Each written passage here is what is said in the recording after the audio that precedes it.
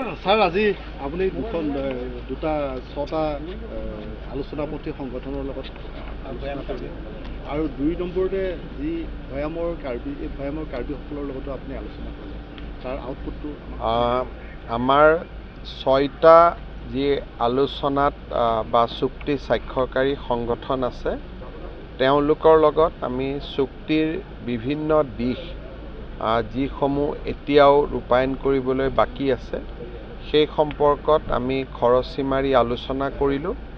বিশেষকৈ গোচৰ প্ৰত্যাহাৰ সংবিধানৰ সংশোধনী এই গোটেই বিষয়বিলাক আলোচনা হ'ল আৰু আমি এটা এটাকৈ যাতে চুক্তিত স্বাক্ষৰিত বিষয়সমূহ মীমাংসা কৰিব পাৰি তাৰ বাবে কিছু আমি সিদ্ধান্তও আজি গ্ৰহণ কৰিছোঁ। ভয়ামৰ কাৰ্বিসকলৰ লগতো আজি বিশেষভাৱে গোটেই তেওঁলোকৰ সমস্যাবিলাক সম্পৰ্কত আমি আলোচনা কৰিলোঁ। তেওঁলোকৰ দুটা মুখ্য ডিমাণ্ড আছিল যে ভয়ামৰ কাৰ্বিসকলক শিডিউল ট্ৰাইব হিলছ হওক বা শিডিউল ট্ৰাইব প্লেইনছ হওক এটা পৰিচয় এটা দিব লাগে। সেই সম্পৰ্কত তেওঁলোকে দাবী বা তেওঁলোকৰ বহুদিনীয়া দাবী আৰু দ্বিতীয় দাবীটো হ'ল যিখন আমাৰ চুক্তিত আছে ৱেলফেয়াৰ কাউন্সিল এখন গঠন কৰিব লাগে ভয়ামৰ কাৰ্বিসকলক লৈ। সেই বিষয়টো তেওঁলোকে আজি আলোচনালৈ আনিছিলে আৰু মই ভাবোঁ যে ভয়ামৰ কাৰ্বিসকলৰ গোটেই যি দুটা সমস্যা আমি অহা ৩-৪ মাহৰ ভিতৰত সমাধান কৰিব পাৰিম আৰু সেইটোৱে মই তেওঁলোকক আজি আশ্বাস দিছোঁ আৰু মই ভাবোঁ যে তেওঁলোকো যথেষ্ট সন্তুষ্ট হৈছে আৰু আমি আজি আলোচনাত যিখিনি সিদ্ধান্ত গ্ৰহণ কৰা হৈছে এইখিনি আমি আগুৱাই লৈ যাম। তেখেতলোকে কৈছে যে কাৰ্বি ৱেলফেয়াৰ অট'নমাছ কাউন্সিল এখন তেওঁলোকৰ কাৰ্বি ৱেলফেয়াৰ অট'নমাছ কাউন্সিলৰ তেওঁলোকৰ দাবী আছে আৰু কাৰ্বি চুক্তিটো এই বিষয়ে লিখা আছে, গতিকে কৰিবৰ বাবে বিশেষ অসুবিধা নহ'ব যিহেতু এই চুক্তিত অলৰেডি ইনক্লুড হৈ আছে। Sir, the Karbi Accord has also assured for the official language of Karbi Anglong Autonomous Council. So what step you are taking to fast track for the implementation? There is some discussion basically on the official language front. Some document, some discussion has to be taken place with Karbi Sahitya Sabha and all. So that is pending. I think once I'll meet them tomorrow. Okay. So we'll be able to discuss with them. আৰু আজি 100 কোটিতকৈ অধিক কেইবাটাও প্ৰকল্প আছে, গতিকে আজি এতিয়া অলপমান ৰাইজৰ লগত বা যিমান কেইটা নতুন প্ৰকল্প আছে গোটেইকেইটাৰ আমি শুভ উদ্বোধন কৰিব পাৰিম। স্যাৰ পঞ্চায়ত ইলেকশ্যনক লৈ কংগ্ৰেছে এটা অভিযোগ কৰিছে Whatever you have got under 244A, we have given everything. Right from budget preparation, everything we have given. Now state government has nothing in my hand. I cannot do anything in now Karbi Anglong. I have given everything. So there is nothing I can do now. I have given my power to budget. I have given every department. I have given everything to Karbi Anglong. But sir, when it comes to passing the laws in a council, you can still, that is also I have said Karbi Anglong. Then you next time you decide about the passing the law. Governor will sign. You don't have to give it to the state government. So that also I am going to do in soon.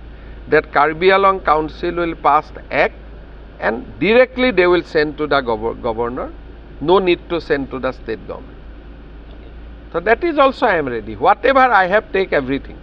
Thank you, sir. So sir, what is your stand for our... Is whatever as per law, PGR, VGR should be cleared. PIL, That is the only thing. But High Court you have to fight. It is an order by High Court. State government has already said that whatever law allow you do everything. But High Court we cannot control High Court. Now, High Court is above me. But I have given another advice that we can in the PGR, VGR land we can construct an airport for the people of Karbi Anglong, and I can push that because other side they have said not good, but this side we can also think of doing a good airport. Land will be utilized, and whoever will be affected will give them compensation. We'll go to the High Court. We'll give them compensation. We'll give them Jirat value, whatever. Even in if we construct a road, then people get compensation from government. So we can utilize VGR land also in a good way. There is no problem. But only thing, I don't like when two community fights. I want that everybody live in coexistence and peacefully. Because if you fight, all over India people will know that Karbi Anglong is a disturbed area. So we should amicably, we should sit across the table and we should resolve. Everybody is our brothers and sisters. You just do not allow fresh people to come. Whoever is originally here, they should be treated as a brothers and sisters. এবছৰমান লাগে কৰোঁতে, কাৰণ voter তালিকা সংশোধন কৰিব লাগিব, ইটো সিটো কাম কৰিব লাগিব। গতিকে আমাৰ বড়োলেণ্ডতো আছে কেতিয়াবা, কাৰণ এতিয়া ইয়াত ইলেকশ্যন হ'ল, নেক্সট ইলেকশ্যন কমিশ্যনে পাতিব লাগিব, BTR, Mising council, Sonowal council, ইমান ইলেকশ্যন। গতিকে তাৰ মাজত কোনোবা এটা সময়ত হাওৰাঘাটটো পাতিব। এতিয়া MLAক চাই থাকিব দিছোঁ যাতে ৰাইজৰ ক্ষতি নহয়।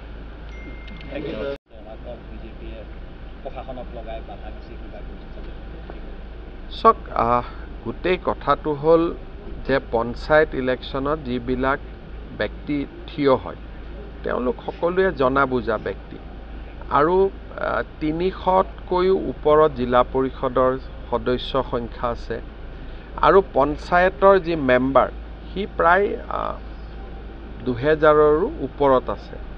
তাততো বিশেষ কোনো সাংঘাতিক উইড্ৰয়েল হোৱা নাই যে এনেকুৱা যে গোটেই সমষ্টিবিলাকতে উইড্ৰয়েল হৈ গৈছে, তেনেকুৱাটো হোৱা নাই। আৰু মেম্বাৰতো এইবাৰ আটাইতকৈ হায়েষ্ট মানুহে ইলেকশ্যন খেলিছে। গতিকে যদি কিবা ঘটনা ঘটিলহেঁতেন তেতিয়াহ'লে অসমৰ চাৰিওফালৰ পৰা খবৰবোৰ আহিলেহেঁতেন।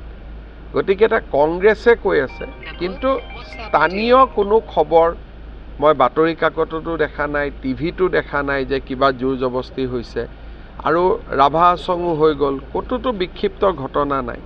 গতিকে তেওঁলোকে যদি কিবা ক'ব পাৰে, তেওঁলোকে কৈছে যে অমুক জেগাত অমুক হৈছে, তো ইমান অসমত 22,000 গাঁও আছে, তাৰ ভিতৰত তেওঁলোকৰ উদাহৰণ দিয়ে এটা নহ'লে দুটা। গতিকে যেতিয়া 22,000 গাঁৱত ইলেকশ্যন হ'ব, ক'ৰবাত নহয় ক'ৰবাত এটা দুটা খুটি নাটি থাকিব। সেইখিনিকে যদি তেওঁলোকে প্ৰশাসনক জনায়, প্ৰশাসনে তৎকালীনভাৱে ব্যৱস্থা গ্ৰহণ কৰিব, প্ৰশাসন নিৰপেক্ষ থাকিব, আৰক্ষী জিলা প্ৰশাসন নিৰপেক্ষ থাকিব। আমি বিচাৰোঁ যে ইলেকশ্যনটো ভাল কৰি হওক, আৰু ইয়াত কোনো গণ্ডগোল হ'ব নালাগে, খেলি মেলি হ'ব নালাগে, আৰু অসমৰ সুনামত যাতে ক'তো চেকা নপৰে।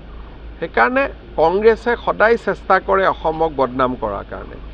মোৰ কথাটো হ'ল যে স্পেচিফিক অভিযোগ দিয়ক, কোনোবা যদি ব্যক্তিয়ে আপোনালোকক কিবা হাৰাশাস্তি কৰিছে আমি লগে লগে একশ্যন ল'ম।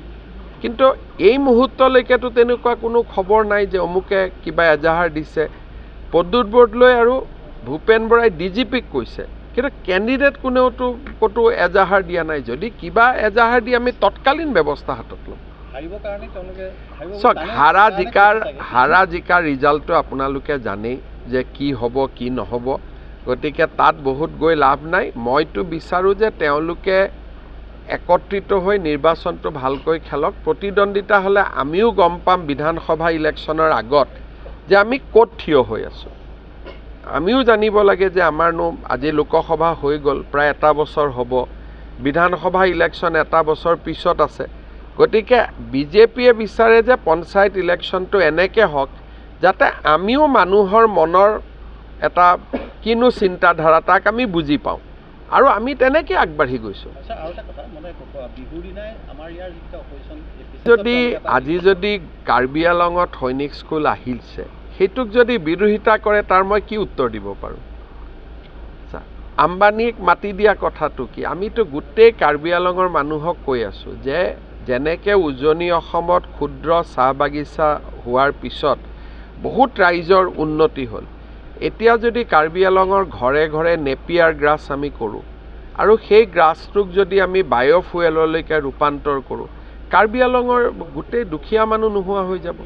গতিকে ভাল কথাত কিবা বোলে কাৰখানা বনাব খুজিছে, ফেক্টৰী বনাব খুজিছে, আপত্তি কৰক। ঘাঁহ লগাব খোজাত আপত্তি কৰিব কি আছে? তো ইয়াততো কোনোতো এনেকুৱা কথা নাই যে কাৰোবাৰ মাটি কাঢ়ি কিবা কাৰখানা কল কাৰখানা বহাব খুজিছে। আৰু কাৰ্বি আংলঙত ইমান মাটি আছে, যিমানে ইণ্ডাষ্ট্ৰী হ'ব কাৰ্বি আংলঙৰ কাৰণে ভাল, কাৰ্বি আংলঙৰ কাউন্সিলে টকা পাব, ৰাইজৰ ভাল হ'ব। কোনোবা বহি থকা মানুহক কোনোবাই এভিকশ্যন কৰাটো সেইটো আমিও নিবিচাৰোঁ, কিন্তু কাৰ্বি আংলঙৰ উন্নতি হ'লে ভাল, সেইটোতো বেয়া পাবলগীয়া একো কথা নাই। তেওঁলোকে বুজি নাই পোৱা হয়তো। আজি সৈনিক স্কুলখন আহিলে কিমান নাম হ'ব, ভাবক যে ভাৰতৰ এখন সৈনিক স্কুল আছে, যে আমাৰ ক'ত আছে, কাৰ্বি আংলঙত আছে। যদি তাত আপত্তি কৰিলেতো মোৰতো কোনো উত্তৰ নাই। তেতিয়া কাৰ্বি আংলঙৰ ৰাইজে যদি কৈ দিয়ে আমাক সৈনিক স্কুল নালাগে, মেডিকেল কলেজ নালাগে, কেঞ্চাৰ হস্পিটেল নালাগে, আমি নকৰোঁ। আমাৰ কৰিলেও কাৰোবাৰ পৰা এইটোতো খোজা মানুহৰ কোনো অভাৱ নাই। সৈনিক স্কুল ইয়াত নকৰিলে গোলাঘাটত কৰিব ৰাইজে।